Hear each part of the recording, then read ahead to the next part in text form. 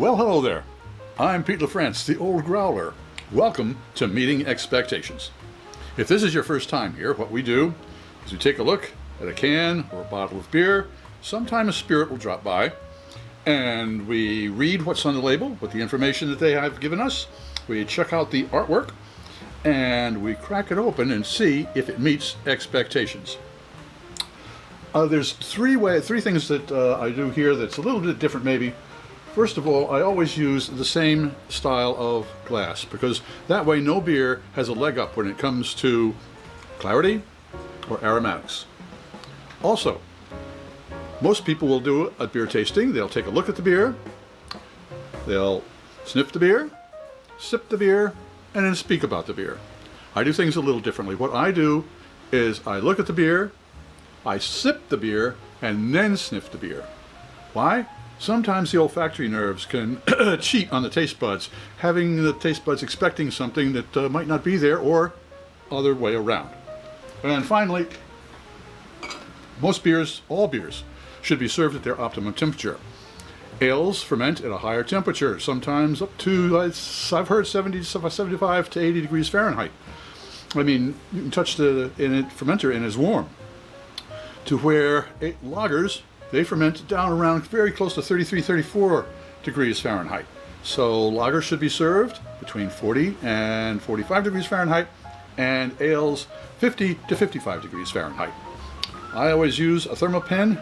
That way I can know exactly what the temperature is, and if it's a little bit cool, I'll give the flavors a little bit of time to build, and if it's a little bit warm, I know that the aromatics are going to kick in. A banner up there. I'll explain what the right temperature is and why. Okay, for those of you who have been here before, here we go. Twin Barns Brewing Company, Red Hill Raspberry Sour, 1 pint, 4.5% alcohol by volume.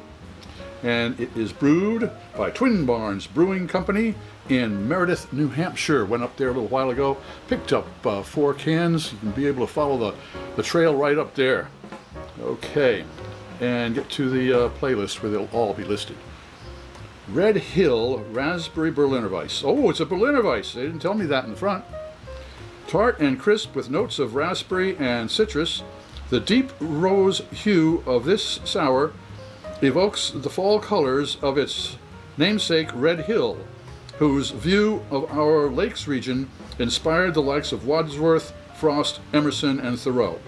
We think a pour of this sour might have been perfect companion for their hikes. They may have missed their chance, but now it's yours. Cheers.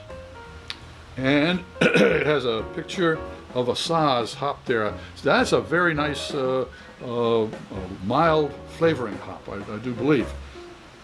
Okay, what are we expecting? Well, we're expecting raspberry. We're expecting a rose-colored beer.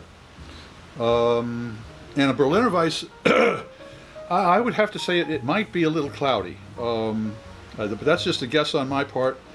It won't have the characteristics of the Bavarian Weiss beer. It will be, I think, a little less bitter. So we're looking for a raspberry flavored, slightly bitter, cloudy, rose-colored beer. Let's see if it meets expectations.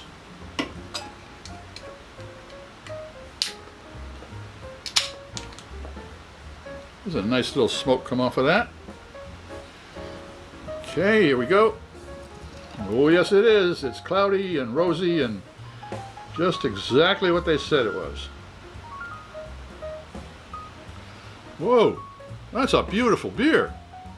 All right, now, the fact that it is a Weiss beer means it is a lagered beer, and so therefore it should be about 40 to 45 degrees.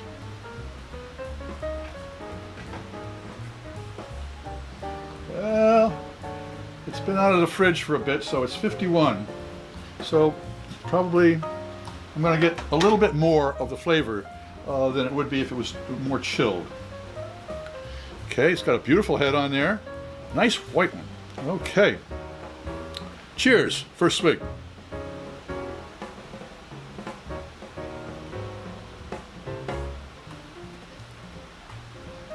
That was the acclamation swig. The taste buds are now going to go on a search. Cheers.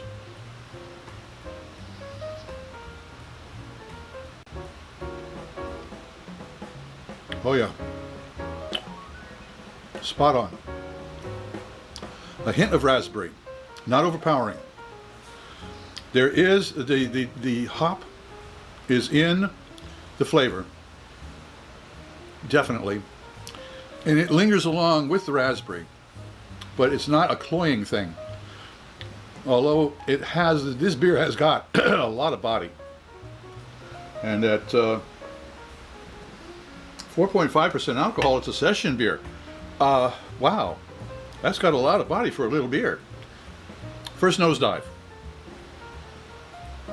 Oh yeah, lots of raspberry, but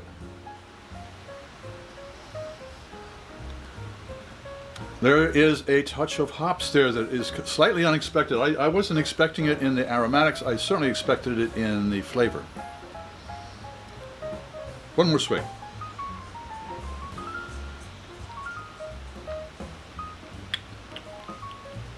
Wow. Next time I'm up to Hampshire, I'm going to have to pick up some more of this. So, there's the answer. Does Twin Barns Brewing Company's Red Hill Raspberry Sour Berliner Hefeweiss meet expectations? It certainly does.